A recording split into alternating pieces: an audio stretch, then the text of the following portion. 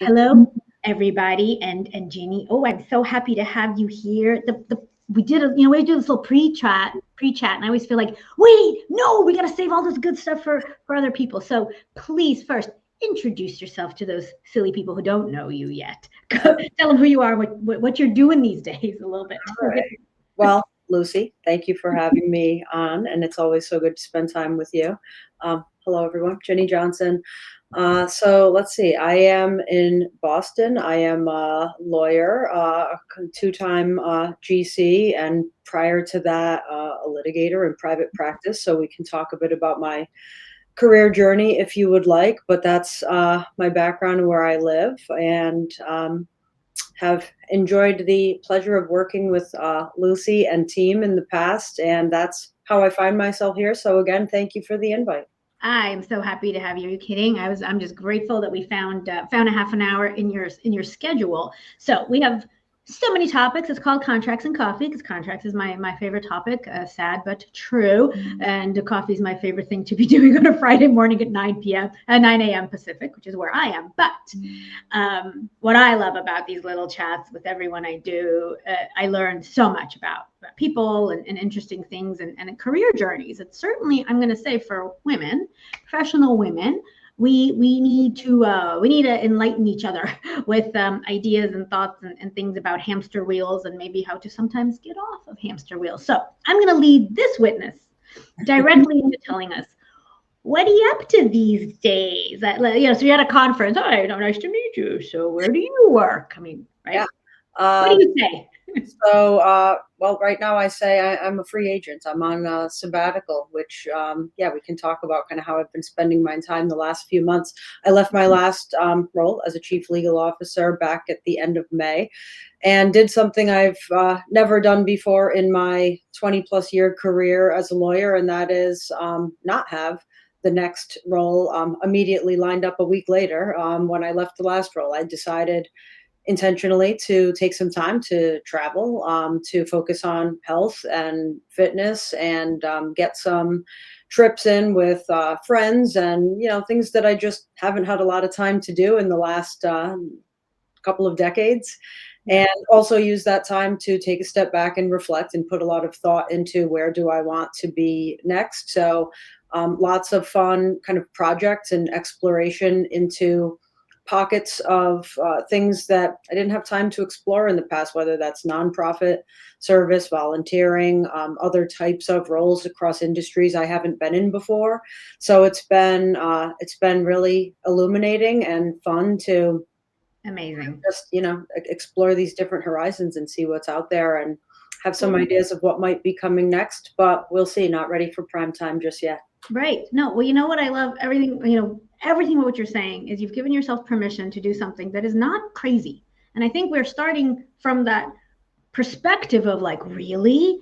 How did you what? Like, we all need to just take a step back and say, we're here for a short amount of time on this earth, and we all have interests, and they aren't just around sitting at the desk and doing, the day job and getting ahead. And nobody gives us that permission Yeah. to take a break, take a step back. And why is taking a break like a, oh, you did? Like, do you feel like people, what's the reaction? Like, oh, how's it look?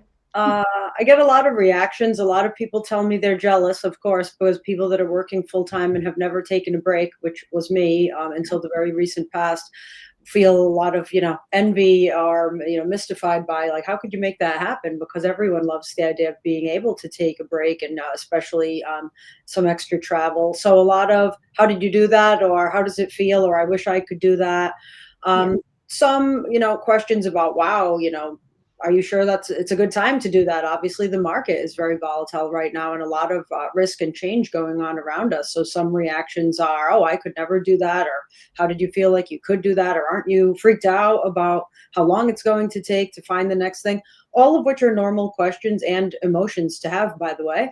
Sometimes it is, anxious feeling to, you go through ups and downs as you evaluate opportunities. And if you're going to stay true to your values and make sure that you are being selective based on the things important to you and don't settle, as the phrase goes, then yeah, there's going to be some disappointments along the way, or stops and starts. All of that is normal. But I had some I have some friends that over the last many years have taken sabbaticals, whether because of the family, raising children and going back later, or an M&A event. You lose a role, things happen in the business world, and sometimes your role changes.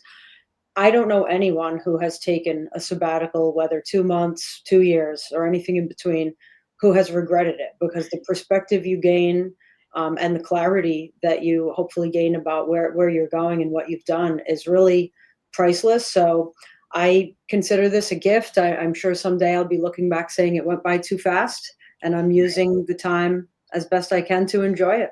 Yeah, no, I love how we find ourselves in this position of having to kind of explain and justify and respond. And not, I'm not even saying in the negative way. It's just, it's the reality of the life that the little world that we live in, right? We, the type A, ambitious, work, next thing, climb, reach a goal, reach the next goal. And kind of many of us, I think, don't have a marker of when it's enough or it's okay to pause. Like it's this kind of elusive thing of it's not quite that year yet. I'm not quite there yet. If I could just, or maybe that or that next thing. And there are just very few people, I think, can just stop themselves, right? It's almost an addiction, right? I mean, career kind of climbing becomes a bit of a, I mean, It we've heard. can be if, always chasing the next thing. And look, you can be a very ambitious person, which I would identify as, and still have an instinct, or circumstances present themselves that it's a juncture to say I can take a break, and whether that's short or a longer term thing. We were just discussing earlier. I don't think this is a choice I would have made or been comfortable with when I was much earlier in my career and had a lot less experience, Mhm. and less of a cushion. But I think you get to a point in your career, hopefully many of us do, where you kind of have earned your stripes to say, I have 20 plus years of experience. Taking a few months off is not going to diminish all the things that I've learned and done and know, and value I know I can contribute in the next role. So taking a step back for a few months to refresh your perspective. I mean, there's nothing more valuable than learning some new skills, expanding your network into new horizons you can tap into in the future. And the insight and wisdom that you gain through doing that is what makes you even more valuable in the next role, I would say. So I'm excited about it, that when it is the right time, after this phase of being able to do a lot of these fun things I've been doing, the energy and enthusiasm that I'll jump into the next role with is probably going to be something I, haven't felt for a very long time after, grinding it out for the last 20 years. A break was in order. That's right. No, absolutely. And I will say, just watching from an outsider on, LinkedIn, for example, you are busy, my friend. You are not eating bonbons and sailing around the world on, hopping beach to beach. So I think that's the other thing people need to understand. A break can be more intellectually stimulating and busy than a full-time job, right? I've been joking with my husband about that quite a bit, that this is maybe not what unemployment was supposed to look like, because I'm running around every day, but it's all amazing things and things that I've decided to invest in for myself and my own growth. And I did do a lot of beach hopping in July and August, so I'm gonna have to be straight about that. So I took the summer to really enjoy travel and spending time with friends. I've been the friend for the last, 20 plus years that kind of always had to decline most of the long weekends and trips together. And this time I was like, I can come. So I spent a lot of time in Europe in June, and in July and August. I was in the Vineyard and Nantucket and P-Town and Block Island with lots of different friends. And then I got more focused on, kind of the professional path and next steps and the process I'm in after Labor Day. And that's looked like lots of networking, lots of events and panels and speaking and conferences, a lot of mentoring. I'm very invested in that, and I certainly have not let those activities lapse, and some industry groups that I'm still involved in as a GC. So, those things all continue. I mentioned I joined a nonprofit. The governance committee of the board of the Animal Rescue League of Boston is what I was referring to. And those who know me know that I'm really passionate about animal rescue, animal rights. I have a few pets. I have a dog and two cats, and I love animals. So, and I love governance. I'm kind of a governance geek. So getting involved in a nonprofit where I can give my time and my skills, and I'm so excited about the cause, Mhm. that's been really rewarding. I love that intersection of something you're passionate about and bringing your legal skills. And again, that is what so many people, we don't allow ourselves to just step back and think about what's the art of the possible. I've got my favorite four-legged child right here too. And I could totally see how like that is such a, I've always said I'm going to open up a dog-friendly cafe. It has a name. Guys, everybody look, wait for it. It's going to be Barkfast Cafe. And it's going to be on some, it's going to be brunch all day, every day, because brunch is not just for Sundays anymore. And it's going to have a vista of something beautiful. I'm an ocean person. But anyway, I digress. My point is like, there's a way to do it, right? I'm learning how to build a business in the last 7 years of my exploratory phase, we'll call it. Yeah, you pick up skills. So everything you're saying is just so amazing. And you're right with what you started, this point of like, once you reach a certain point in your career, you know what? I do. And for those of us who are type A's and have a super hyper work ethic, we've earned it. Like you earn it. You are entitled to a break. It's you can take a break. And I think we have a lot of that tension, like who do I think I am? I got to keep the grind up. But no, there's a point where you really just don't. And I just love everything that you're saying. And it does come with, like, I'm sure you would agree with me, Lucy. I think this is important to say. It comes with time. It comes with experience. It comes with getting to know yourself and the confidence you cultivate from the things that you have done in your career. So, I was at an event not long ago and told a first or second year associate at a law firm that I met that I was on sabbatical, and the person was gushing with excitement about how awesome that would be and that she would like to do the same imminently, and she's only practicing for a couple of years, and I suggested make sure you're taking your vacation time. That is important. Make sure you have healthy guardrails in your life in terms of your physical fitness, your mental health, getting enough sleep, your nutrition. These are things that often, people early in their careers or late in their careers ignore because you're just wrapped up in the pressures. And that was me. I was not consistent with any of those things until later in life when I've really decided to prioritize. But all of that being said, I also shared with this young mentee, this comes after 20 plus years of working pretty much nonstop and a lot of different high pressure roles. And then, circumstances presenting themselves that I seized a moment and took advantage of. But it doesn't happen a few short years into a career or without having really paid the dues. So that's my message to the mentees and younger folks out there, that the success will come, the recognition will come, the ability to take a break will come. But you have to really put in the work and develop excellence in your field, whatever that is, and develop a network around you. And then those opportunities will eventually present themselves as you grow. You know what? I always say that I'm a Gen Xer. I have a boomer work ethic though. I have a boomer mentality when it comes to work, but I'm super envious of the millennials, right? And I'm like, God, how's that? Well, what can I learn from the millennials? Because there's definitely I would say generational themes that I could pull out of what you just said. It's like, and I feel the same way. I'm like earning and entitlement, work hard and then play. And I think there's some happy middle that I think you're talking about that is just for me spot on, because I think there's some younger folks in the next generation that are like, hey, yeah, I'm going to work a couple of minutes and I'm going to go sail around the world and I'm going to work a few more minutes. I'm like, I don't know if in the legal profession that's as easy, but there are people who create it for themselves, right? Yeah. So, running businesses, becoming, certainly legal tech, which probably we should shift to the other topic at hand here, which is contracts and, legal tech. And you, from the very first time we talked, I will say you sparked me as what I would put in the GCs who get it bucket. Like you really did from the very beginning, which makes it so much fun, right, for us to work with people who really do get it. Super pragmatic, super interested and curious about technology. And those two to me that's the magic, right? You weren't out there searching for zip, bang, whim, boom, give me the hottest, latest, blah, blah, blah. You're like, I need to get certain things done. I want to use automation.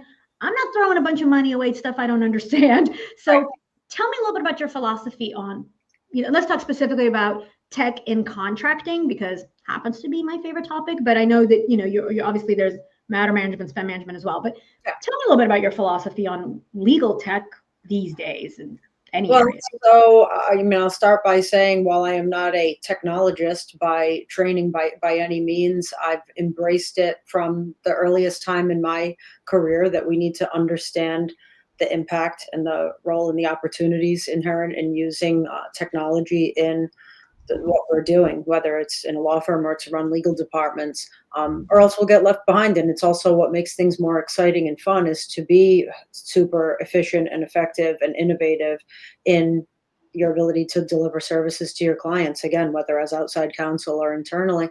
So, Mhm. this really shows my age. But when I started practicing at Weil Gottrell as a litigator, I was getting, floppy disks brought to my office to then print out many, myriad boxes of paper to be, sent to a deposition. So things were very different then. It was brand new in my time there to start, working in a hosted environment to conduct e-discovery and a litigation. So I've always just embraced you need to understand how the tools work, what's out there in terms of tools. But taking a step back, I think even more importantly, and this is where you and I hit it off where we first met, because I think this is your philosophy on the services you deliver.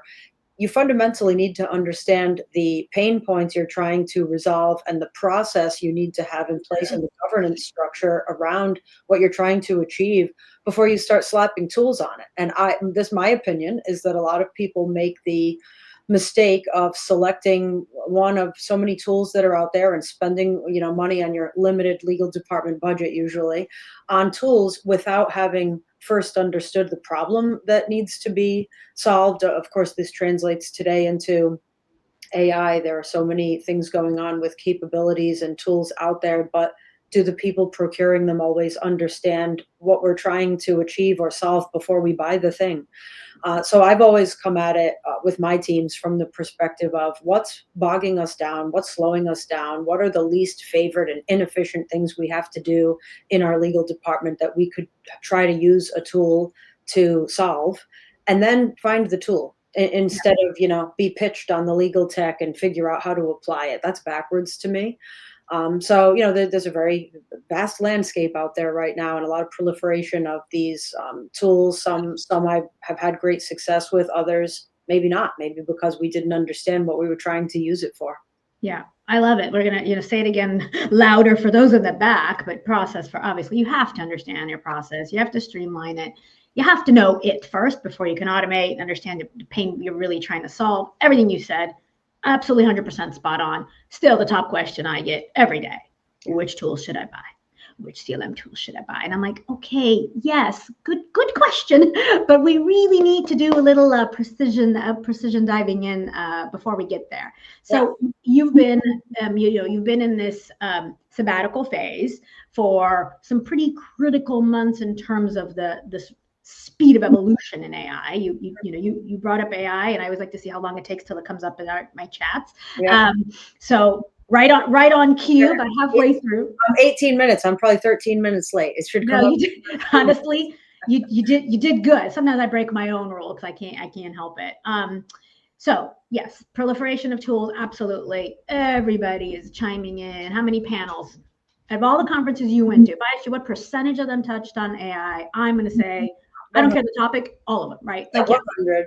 And what you just mentioned. So these last few months, it's only been a handful of months, but yes, a lot's happening on a weekly, daily basis in these arenas. So I'm certainly keeping up with it by going to industry group chats and conferences and panels, and of course talking to peers and friends that I have in the law firms, in GC roles, on boards, on management teams, understanding what are they doing inside their companies, what are they doing to innovate in these areas. Friends that are also in the legal tech community, kind of what's the latest in terms of what's being offered. And I would say it's very intimidating for a lot of people, I think, to feel like they understand where this is going, how it's going to impact their role. Is it going to threaten certain roles? I think it's absolutely not too late for anyone to jump into this and catch up, because we're really just starting. This is still in a nascent phase. I think history will tell that story of where we are in this moment. At the same time, it's not a moment too soon to get involved and be knowledgeable. I'm talking to various companies, and I will tell you, it's not going to be a meaningful conversation for me as a chief legal officer candidate if I cannot articulate what I understand about how to implement tools and alternative solutions in terms of how to run a legal department, you have to be knowledgeable about it and continuously learning. So it's not a one and done. I think this is part of life. Yeah. And just like, the internet was 25 years ago, now, it's another framework that we're living in of change and innovation, but we just have to learn as we go and figure out what will work best for our organizations, our teams, and there will be winners and there will be losers in terms of the tools. Right. I love that you said it's not too late because it feels like there's a frenzied FOMO right now. And right now has been, so from kind of ChatGPT exploded, made AI mainstream. It's not obviously just ChatGPT, but I use it like we say Kleenex, right? I'm like, whatever, Xerox, like good for them. Hey, trademark lawyers, don't call me. But so it exploded, and then within about 6 to 9 months, it immediately became then, a professional FOMO too. So personally, my parents, God bless them, are asking me about it. My kids are all over it at all ages, right? College, high school, or middle school, all over it. But from a legal professional perspective, the FOMO is unreal. Like legal tech's been a sleeper for decades, right? And we had the first explosion with e-discovery, yay, but that only really touched litigation. And really, it was kind of the underbelly of litigation, right? Big doc review, discovery of, like it was a subset, didn't really hit mainstream lawyering. To your point, yes, the internet, hello, email, okay, guys, it's okay, we're not waiving privilege and confidentiality is okay. That took years. Then the move to the cloud, right? Yep. The move to the cloud. We're concerned. Lawyers, law firms were more comfortable having contracts in little file cabinets with Susie, who held the key down the hall, than putting them in like Microsoft Cloud. Like, really? Because I was in those conversations from obviously the Microsoft side going, are you kidding me? But okay, that took us 5-7 years really of a journey. And now we've got this, but this is fast and furious. This is touching every lawyer faster than any other transition we've been in. It's crazy. The FOMO, what would you say around, like, to your peers, maybe even about FOMO right now? I mean, again, I guess I would say I think it's intimidating to certain folks, and others who have been on the front lines of it feel and do probably have an edge in terms of having embraced it early. But I also think, if you're making it your business to be out there every day, to be aware of all of the different tools and what they each do and how they distinguish from one another. If you're in that space selling something, that's a good use of your time. But if you're the consumer of it, buying, vendor and tech services as an internal legal department person, I think that it's not a great use of time, in my opinion, to feel like you need to understand what all these different tools do. The better use of your time goes back to what we talked about with governance and process.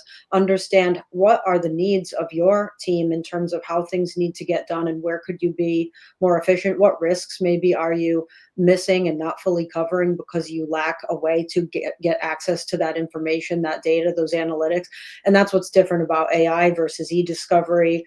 Is it just you can use AI as a thought partner. So this is no longer about just sifting through documents to produce them for deal diligence or litigation. It's to assist in being strategic in many ways, and also shortcuts, of course, efficiencies with. I'm a big fan of GCAI, which has been in the news this past week. I think Cecilia, the founder, has done a phenomenal job with that business, and I was a consumer of that in my last role. We brought that onto the team, and it's an amazing tool, of so many things out there. But I know that's become a really popular one with legal departments, so I shout out to them.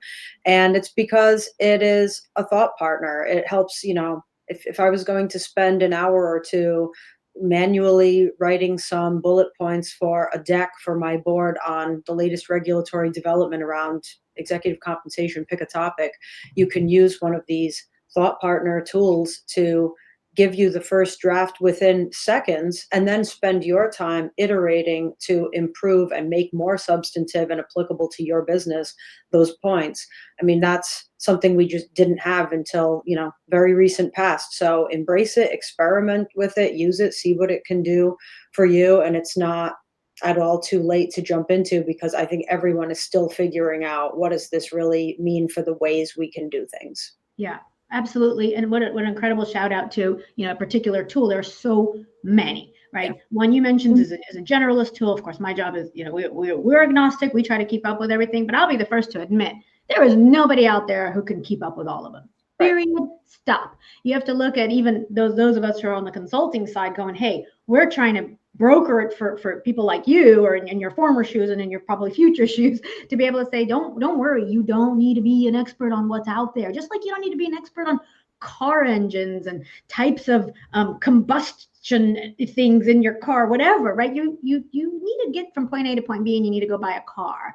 Right. Oftentimes you're going to bring a trusted buddy with you to go shopping. That's always what we say. We're like, don't go buying your first car when you're 16 by yourself. Just don't. You're probably not going to buy the right thing. But I love how you said thought partner, first of all, about AI. That's brilliant. I'm going to quote you on that. I love it. AI is a thought partner. And if people start thinking about it that way, I think lawyers can stop being so intimidated by it. Yeah. Yes, it's like it could be a staff augmentation if you're very leanly staffed and you need help just building the building blocks of some initial drafting, memos, slides, a million things. That's how I think of it, as kind of like having a really smart first year or intern that can get you started much more inexpensively and faster than a headcount. No, that's right. It's a great way to get started. So what we're seeing, obviously, in that kind of the contracting space, is this explosion of AI in contracting. Actually, even if you talk to like GCAI, and I know Cecilia quite well as well, we chat. The number one example right now of where AI exploding is in contracting. I don't want to say it. I thought contracting sexy for 20 plus years. Everybody thought I was crazy. But now look, everybody's talking about it, right? And it is really the easiest and fastest example of AI usage. Now, do you trust it? Which AI are you using? How are you prompting? All that is what we have dozens of companies now dealing with, trying to solve, and new ones coming online. I want to say every other day, at least I get pinged 2 to 3 times a week. Yeah. Hi, I'm building a thing. Hi, I'm building a new, and I'm not being flippant about it. This is a fact. I'm telling you, it's insane. One thing we've done, and I'm just going to do a little, a quick, fast pitch, only because we just came up with this and we're doing it as a bit of an experiment, but are getting fantastic traction, as we're doing a workshop, 90 minutes to help legal teams just put their requirements together. Just first, like to your point, what are you trying to solve? Get a little shopping list, right? Don't go to Costco if you're hungry. That's not a good idea, right? So we have a workshop. The bells and whistles of all these tools sound very good because you have some constellation of problems you're trying to solve, and any number of them are going to be addressed by that shiny object, but maybe not some critical ones that, that particular tool does not address. So in my experience, compromises are always involved, because if there was one perfect tool that did everything, then that would be the one market leader, instead of we see all this proliferation of many different alternatives for whatever your pain points may be. Right. But I think, something we didn't talk about here that is probably a separate episode is. We'll do it. You're going to come back. I hear it now. I would love to. I think that there's legal tech, there's AI, there's automation, but the standardization of contracts is something that over the last, 10, 15 years, I've spent a lot of time working on, thinking about that. And there's, great people out there doing a lot of work in this space, but it really has not taken hold the way I think it needs to, ultimately, to be the real game changer of how to make legal departments and procurement more effective and efficient. We're spending way too much time and wasting way too much time on disparate paper with counterparties that, at the end of the day, it's not really mitigating material risk, and it's a waste of resources and time. It is a whole separate session, because I've had this conversation. God, who was I just having this with yesterday? I swear, I feel I'm losing my mind, because there's so much focus on the tools. There's so much focus on redlining and editing and playbooking. I want everybody to first ask, why are we even doing these contracts? Right. Why? I don't care how fast I can do them with AI. Sorry, I know some of my tech friends aren't going to love me saying this, but before you solve the problem with technology, the problem is that you're spending any time at all on some of these nonsense contracts. Exactly. I'm sorry, my little friend NDA, I'm so sorry to keep beating up on you, but for the love of God, lawyers, right? How much time do you be spending on it? I implemented it 2 companies ago, partially in 2 companies, and my last company fully. Yeah. One of the standard templates for NDAs, to which we made very few use case exceptions. And because, sorry, everyone thinks their data is the most sensitive and proprietary around, but the truth is these are standard forms. Most of the data you're sharing is not, existential to the business. And if in those cases you use something bespoke, but 98% of NDAs should be automated, boilerplate, not negotiated. And how infrequently are these things litigated? Tell me the last time someone knows of a case where we had a litigation over, or even a negotiation over a busted NDA. So standardization is the way to go. Amen. Preach. On that note, we're right at time. There's no better point to end on than that, because I could say till I'm purple, like, hear it from a CLO that's telling you this is the way to go. You got to stop with the nonsense on NDAs. We all need to get together on it, though, because if it's only a few people saying it and everyone doesn't adopt, then it will never happen. 100%. And I'm looking for the day when it's just a click online. Sign up for it. Boom. Everybody's agreed. It's a virtual handshake. Move on. Don't download. Don't auto sign. Don't pick which standard template you like, because there's 20 versions, which is good. Anyway, this is another whole topic. We're gonna try to get lawyers out of the nonsense contracting work, and then they can automate. Let's not jump to automation when you're still wasting time on contracts you shouldn't be. So thank you, thank you, thank you. I'm going to stay in touch. Obviously, I want to know where you're headed, what's happening, what's going on, and then we're going to have you come back maybe springtime and see where things are, where things are landing. That would be great. We can do a follow-up, see where I am by then. But thank you for having me on. And it was fun. Thanks so much. Happy Thanksgiving next week. Thank you to you too.